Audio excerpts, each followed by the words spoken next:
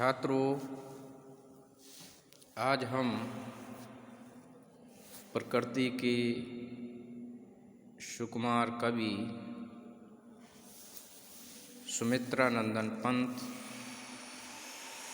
द्वारा लिखित नौका विहार नामक कविता को लेकर प्रस्तुत हुए हैं। नौका विहार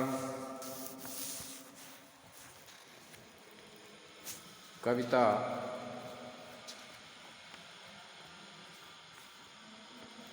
प्रकृति परक कविता है और ये कविता पंत के गुंजन नामक काव्य संग्रह में संकलित है। इस कविता में सुमित्रानंदन पंत जी ने नदी का मानवीकरण रूप प्रस्तुत किया है। उसको एक सुंदर स्त्री की भांति प्रस्तुत किया है।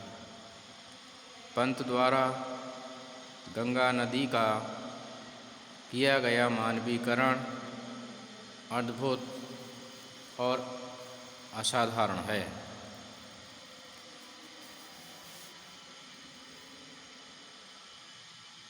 तो छात्रों, आज हम इस कविता के विषय में जानेंगे। शांत स्निग्ध ज्योत्सना उज्ज्वल अपलक अनंत नीरव भूतल, सैकत सैया पर दुग्ध धवल तनवंगी गंगा ग्रीष्म विरल लेटी है श्रांत क्लांत निश्चल। शांत स्निग्ध तरल और चिकनी, ज्योत्सना चांदनी, उज्ज्वल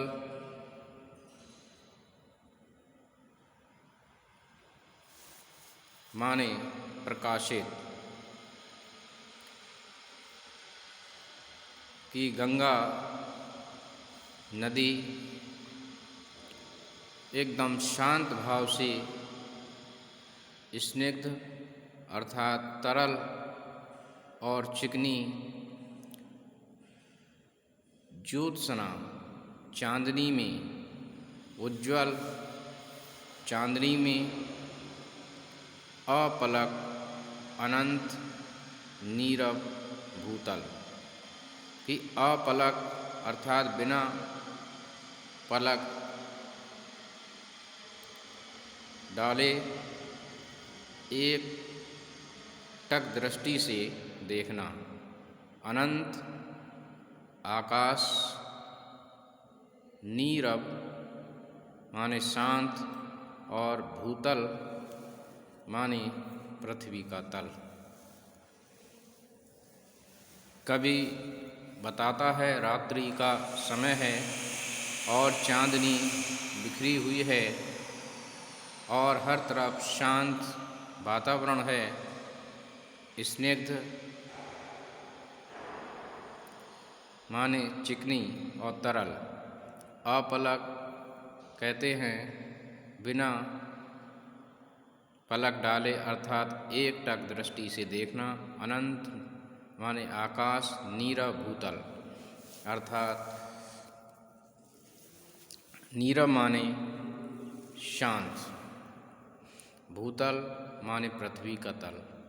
उस तल पर चांदनी बिखरी हुई है, हर तरफ शांत वातावरण है और पृथ्वी के तल पर सैकत सैया पर, सैकत कहते हैं बालू या रेत, बालू रूपी सैया पर दुग्ध धवल, दुग्ध यानी दूध के तरह, धवल माने सफ़ेद रंग की, तनवंगी यानी तनवंगी कहते हैं तनु अंगी, दुबली पतली।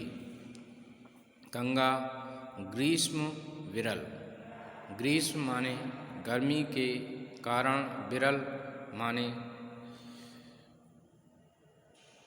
कम जल वाली होकर लेटी है, श्रांत क्लांत निश्चल। श्रांत क्लांत माने थकी हुई सी लेटी हुई है, निश्चल माने स्थिर होकर, अर्थात उसमें किसी प्रकार की गति या हलचल दिखाई नहीं दे रही है।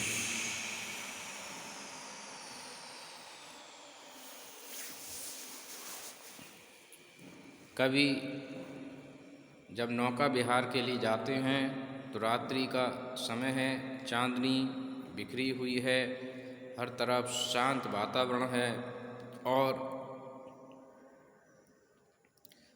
आकाश भी शांत है और भूतल भी शांत है। और ऐसे समय में सैकत सैया पर अर्थात बालू की सैया पर श्वेत वर्णी कृषिकाय दुबली पतली गंगा लेटी हुई है, ग्रीष्म विरल, क्योंकि ग्रीष्म माने गर्मी के मौसम में गंगा में जल कम हो जाता है। लेटी है श्रांत क्लांत निश्चल, एकदम थकी हुई और निश्चल रूप से लेटी है। कवि आगे कहता है कि तापस बालासी गंगा कल, शशि मुख से दीपित मृदु करतल। तापस बालासी गंगा कल, और वह कैसी लग रही है? तापस बालासी गंगा कल। तापस कहते हैं तपस्वी के लिए, बिल्कुल तापस बालासी तपस्वियों की बेटी के समान लग रही है। शशि मुख से दीपित मृदु करतल, और शशि मुख से दीपित, शशि मुख से दीपित मृदु करतल, लहरें उर पर कोमल कुलतल। और उसका जो मुख है शशि मुख, चंद्रमा रूपी मुख सुंदर लग रहा है। दीपित माने प्रकाशित हो रहा है। मृदु करतल, मृदु माने कोमल, कर तल, करतल कहते हैं हथेलियों के लिए। लहरें उर पर कोमल कुंतल, और उसके हृदय रूपी लहरें उसमें उत्पन्न हो रही हैं। कोमल कुंतल, कुंतल कहते हैं बालों के लिए कि उसके लहरें रूपी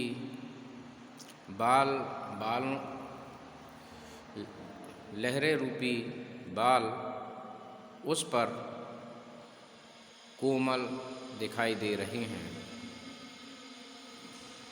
आगे कवि कहता है कि गोरे अंगों पर सिहर सिहर लहराता तार तरल सुंदर, और उसके जो अंग हैं वो गोरे हैं, सिहर सिहर लहराता तार तरल सुंदर, और जल रूपी तार जो है उसके अंगों को सिहरन पैदा कर रहा है।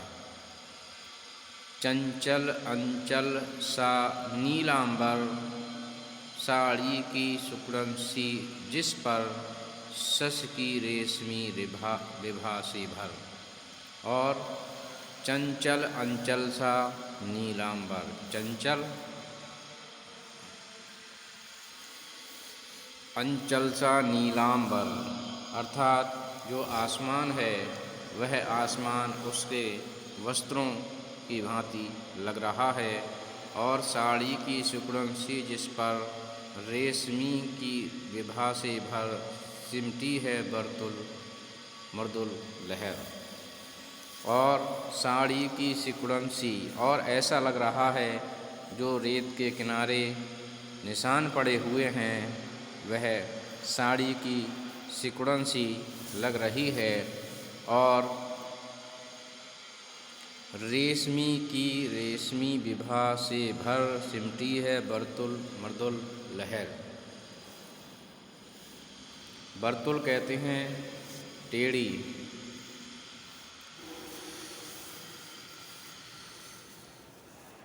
साड़ी की सिकुड़न सी जिस पर शश की रेशमी विभा से भर, शश की रेशमी विभा, शशि चंद्रमा की रेशमी विभा प्रकाश से भर सिमटी है बर्तुल तिरछी मृदुल लहर।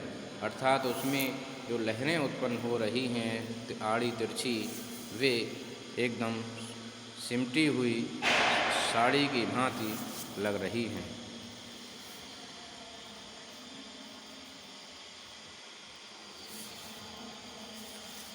चांदनी रात का प्रथम पहर हम चले नाव लेकर सत्वर। और चांदनी रात का प्रथम पहर हम चले नाव लेकर सत्वर। और कवि जो है नाव को लेकर, नौका को लेकर भ्रमण के लिए चलता है, उसी का दृश्य इसमें कवि ने प्रस्तुत किया है। तो कवि ने गंगा नदी